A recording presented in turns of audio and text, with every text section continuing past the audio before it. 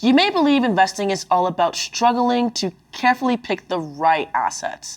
It might then shock you to find out that this isn't the case. Most investors shouldn't do this.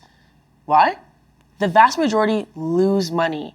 In fact, in a famous 1973 experiment, a monkey throwing darts notably outperformed stock selections made by experts. So, how do you design a portfolio?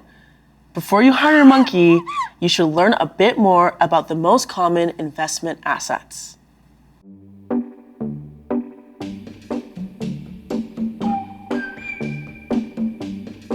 Let's begin with what you're most familiar with, stocks.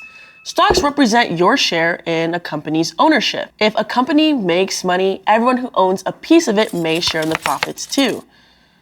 Some companies pay out profits as something called a dividend, which is basically a thank you payment the company gives you for buying its stock. Others don't, but if their share prices rise, you can still make money by selling the stock for more than you bought it for. How much does a stock cost?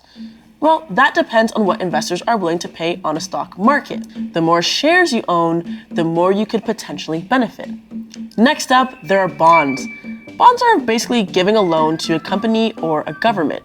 You're not buying ownership like with a stock, you're lending money for a set time. In return, they agree to pay you back later, plus a little bit extra in interest.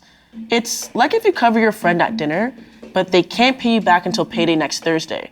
You lend them the money until then, and they give you your money back, plus an extra $5 to treat yourself as a thanks for covering them.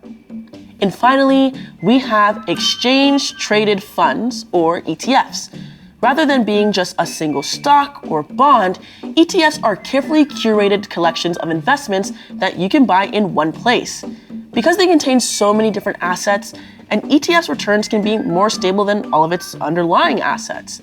Bad performance in one corner of an ETF can be balanced out by great performance in another. If a company's stock plummeted, maybe because they had a bad product launch or the CEO left unexpectedly, it's no big deal. The rest, keep your portfolio going strong. Rather than thinking about investments like a single dish, think of them more like a buffet. A bit of pad thai, a few slices of pizza, a trip to the salad bar. You're going to want to choose a little bit of everything. When you invest your money into several asset types, it's called diversification.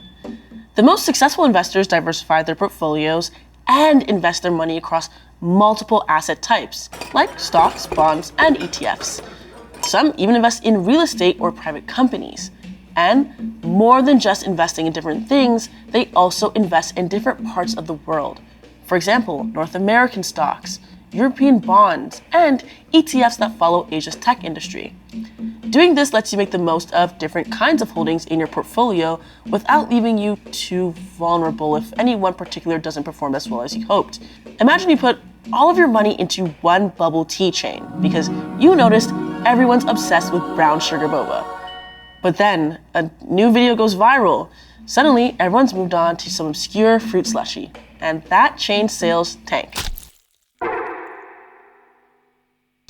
If that was the only company you had invested in, yikes. But if bubble tea was just a fraction of your portfolio, and you also invested in, say, a custom keyboard company in the US, renewable energy in Europe, and a fashion brand in Asia, you'd barely feel the dip. We've talked a lot about not picking stocks, but at some point you do need to decide what to include in your portfolio.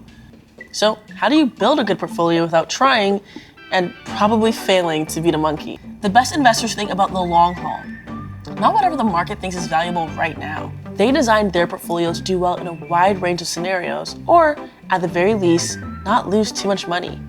And they don't freak out when things turn bad. It may seem like a good idea to pick stocks that everyone's talking about, but just remember, an animal wielding sharp objects can do it better than you.